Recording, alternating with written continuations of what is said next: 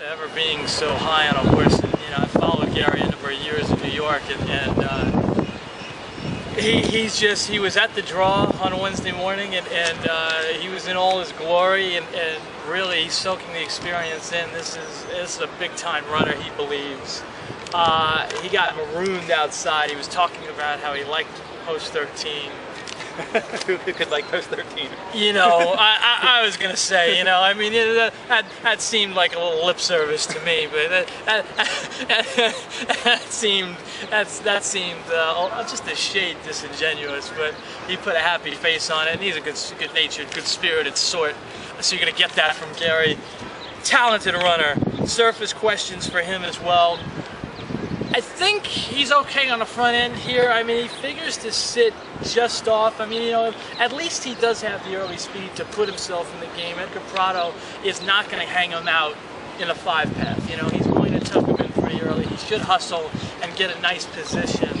Can he carry it? Can he carry it from 9? Interesting question. I do think this runner has a future. I think that's fair to say. Might be a little quick. Only 4 starts to his name. It is 3rd this year, and interesting to watch the way he's been trained. Off the layoff every time. He gets a freshening after every start. Is he primed? And he's fired. So, I mean, you can't knock the strategy and the way he's been handled. Can you do it one more time? Yeah, that's the question. And I think maybe you'll see Rydillick and Balance the Books, maybe like in the Virginia Derby, something like that later this year. You see a lot of that where these horses they'll run on synthetic and these Derby preps that doesn't quite pan out. So they switch surfaces and then they run well later in the year.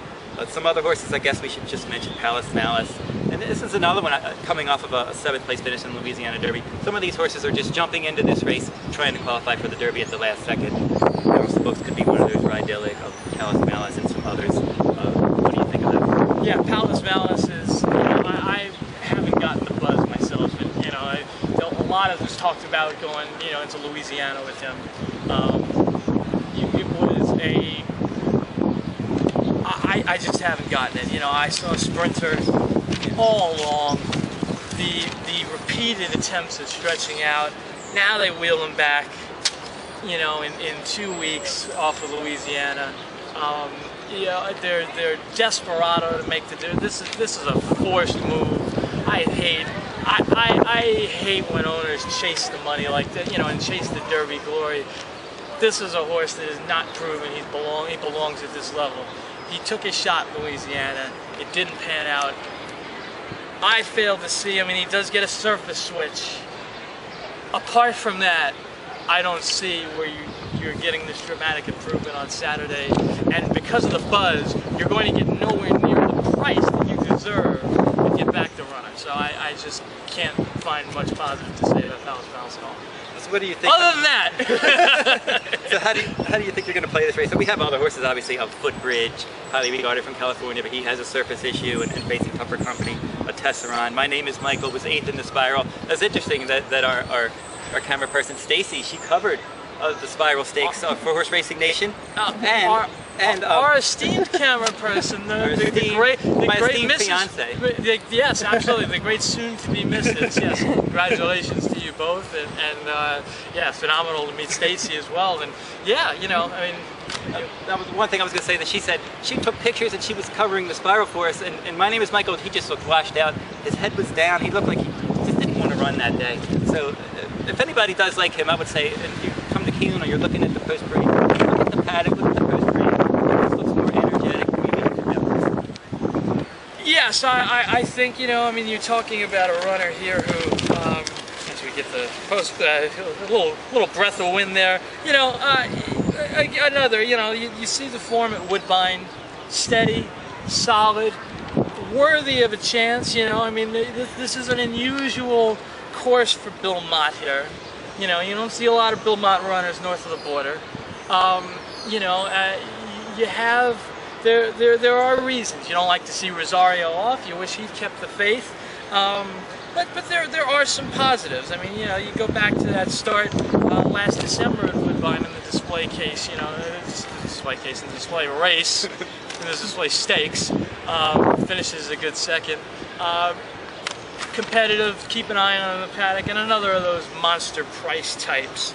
Maybe the throw underneath. I think that's what you're looking at, but I don't think those are bad ideas in this spot. It's good you brought them up because I think that's where this is going. You know, this hasn't been a terribly formful race over. You know, if you go back to last year and Hansen, you know, I mean, basically was the talk of the town coming in here, and in comes Delahan to get the job done in one of his signature conquests. So.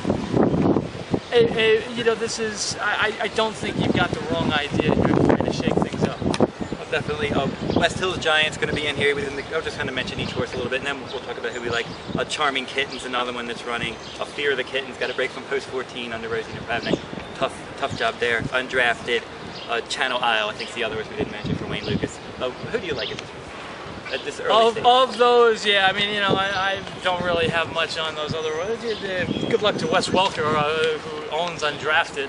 But you know, I'm thinking he's going to have a lot less success than his owner did at the highest of levels. But yeah, I'm going back to Dynamic Sky here. You know, again, it's just I think, you know, the stars are aligned here. Price is right. I just see it shaping up that way. I think he's got the right pilot in the irons. I think the race flow is going to suit him beautifully. I think he's been campaigned well. You know, this is his 4th start of the year. That is, you know, that is a heavy workload these days. You know, in the age of trainers only running twice prior to the Derby, that's a pretty heavy workload. But you go back, he's got a race over the course that was pretty solid, and I just think that you know, he's absolutely worth taking a shot on. I'm gonna give a shot at Balance the Books only because when I started my Kentucky Derby top 10 list last September, he was in there. He's the only runner still alive that's been in it the whole time. So he's still. I'm gonna give him another chance. I liked him in the Spiral. I'll give him another shot.